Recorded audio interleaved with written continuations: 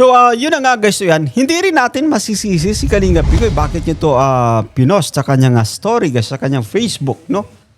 Sapagkat hindi ito kaaya-aya, hindi ito kumbaga, guys, hindi ito pwede. This is not accepted. Yan, no? Hindi naman po niya kasalanan guys kung nagugustuhan siya, kung napupusuan siya, no? Ng mga sponsor. Pero hindi dapat dumarating sa punto na may pagkabastos na yung ating mga nagiging komento. No, guys, usaping yung katagang respeto, itatak natin yan sa ating isipan. No? Dapat yan lagi yung ating kumbaga iniisip. Huwag nating sasaktan siyempre yung damdamin guys ng mga nagbibigay ng kumbaga yung may mabuting kalooban. No? Huwag nating sasaktan yung damdamin. No? Tsaka walang dyan, no? Walang issue kahit bigyan pa si Mikoy ng sasakyan or helicopter, no, ng isang sponsor, no? Yan, no? Wala po tayong dyan. Wala tayong kumbaga masay dyan, no? Kasi kagustuhan po yan, no? Pero yun nga, no, hindi dapat dumarating sa punto na sinasabihan natin na may pagnanasa. Yo, what's up guys? Welcome back again sa ating munting YouTube channel. This is Jason Alvasan. Isang mapagpalang araw para sa ating lahat. Kamusta po sila? Kamusta ang buong pamilya? Naway nasa mabuti silang kalagayan guys sa mga oras na ito. Pinalaga ni Kalingap Mikoy ang isang viewer guys no yan patungkol sa kumbaga pagkabastos nito. Daw ay mag-comment syempre guys no yan, no? At usaping sponsorship, dapat bang gawing issue no yan? Dapat bang kumbaga lagyan ng anumang mali siya guys? Yan lamang isa sa ating pag-uusapan no yan for today's vlog no yan. Sapagat eto Kalingap Mikoy no pumalag siya dito actually. No yan at anyway bago tayo magtuloy-tuloy po sa ating pagre-reaction sa mga bago pa lang sa ating munting YouTube channel, maglalambing tayo guys. Baka meron pa pong hindi nakaka-subscribe no yan. I-turn on nyo na rin yung bell button para ma-notify kayo sa mga update. So eto na nga, samahan yung mag-react no yan. Here we go. So, yun na nga guys to yan at halos kumbaga lagpas na rin isang taon actually na kumbaga ume-air yung Mikris Tandem, no? Talagang kumbaga likas na guys or normally talagang nabe-bless din ng todo yung ating mga leading man, no? Sobrang kumbaga daming blessings na dumarating, no? Yan. So, thank you so much sa Team Kalingap. No, yan. Pero guys, no yan, no? Etong isang comment guys ng isang viewer, no? Below the belt at talagang natila ba nilalagyan ng mali siya, no? Yung mga tao na nagbibigay guys ng sabihin natin suporta, no yan? Dito kay Kalingap Mikoy. At ayon sa kanyang pagkakasabi, meron pong dalawang big sponsors na pag nagla-live si KM, abot ang palipad. Yung isang sponsor nagbigay ng malaking ref, yan yata ang merong pagnanasa kay KM. Grabe to guys, no, you know? Ba't napunta, no? Ba't napunta sa usaping pagnanasa? Ba't nilalagyan ng, sabihin natin, ng ibang kahulugan yung kabaitan guys, no, yan, no? Yung kabaitan ng mga taong nag-sponsor, no yan. Dapat maging masaya lang tayo guys, no yan. Dapat maging masaya tayo, no. Sabihin natin merong nabibless na individual, no yan, no. Bakit nyo pati iniisip, no, na kumbaga may pagnanasa yung isang tao guys, no yan. Yung isang babae po, no, dito sa ating Lodi na si Kalingap Mikoy. Yung pag-sponsor guys, no yan. Hindi natin yan alam mo.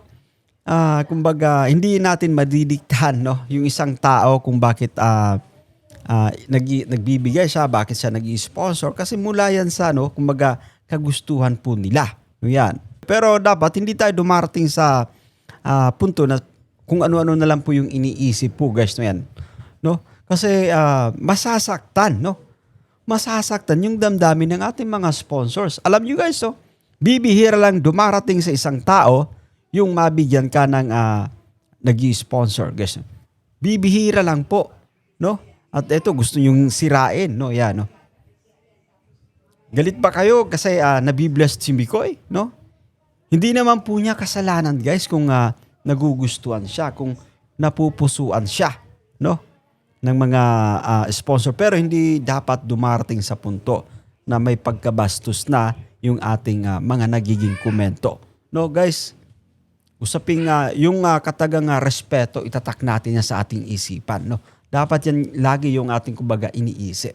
Huwag na huwag nating sasaktan siyempre yung damdamin, guys, ng mga nagbibigay ng kumbaga yung may mabuting kalooban. No? Huwag nating sasaktan yung damdamin. Ay dapat maging magpasalamat pa po tayo. No? Yan. No? Tsaka walang dyan. No? Walang issue kahit bigyan pa si Mikoy ng sasakyan or helicopter. No, ng isang sponsor, no, yan, no. Wala po tayong diyan. Wala tayong kumbaga masay diyan, no. Kasi kagustuhan po 'yan, no. Pero yun nga, no, hindi dapat dumarating sa punto na sinasabihan natin na may pagnanasa. Hindi po ba, no? Kasi guys, I'm sure na kumbaga masasaktan actually, no. Even Kalingap Mikoy, eto napareact na nga siya, no. At pinost niya ito sa kanyang story. Bastos rin mag-isip tong ganitong tao na yan. Yan yung pagkakasabi niya po, no? So, yun na nga guys, so yan. Hindi rin natin masisisi si Kalingap Mikoy. Bakit niya to pinost sa kanyang story, guys, sa kanyang Facebook, no? Sapagkat hindi ito kaaya-aya, hindi ito kumbaga, guys, hindi ito pwede. This is not accepted, no? Yan, no? Mga ganito ay hindi na kumbaga dapat tinutolerate. Mga ganitong komento, hindi ito dapat kumbaga hinahayaan, guys, no yan, no? Sa comment section. Hindi pinapalagpas. No, naganap ito actually no sa live ng sa live po ni Mama Gracia, no yan. Pero sa muli po, guys, wag na wag nating bibigyan ng masamang kahulugan, no? Especially below the belt, no yan, yung katagang pagnanasa po. That's too much, no yan, no? Kasi kakaiba yan, guys. So yan, huwag nating sasabihan na may pagnanasa. No, porket kumbaga nag-i-sponsor, no? Porket nagbibigay ng tawag dito, no? Mga regalo, ba't hindi yung pagnanasa sa ibang tao? No, yan. Respeto naman natin, guys. No, yan. No, dapat nga maging masaya tayo kasi merong isang individual na yun yan, nabiblessed, guys. At yun nga, hindi ibig sabihin na nagbibigay tayo ng regalo ay grabe yung po natin, no? Ating pagnanasa na sa isang tao, guys, to yan. Matuto tayong rumespeto, guys, to yan. Pasensya na rito, guys, to yan, sa nag-comment, to, ayan. Anyway, good thing na kumbaga binura ni Mikoy. Ganun kabait si Mikoy actually, no? Pinili pa rin ni Mikoy yung kumbaga maging, mabuting tao, hindi dinisplay yung pangalan, no? Yan. Ay, sana matuto rin tayo, no?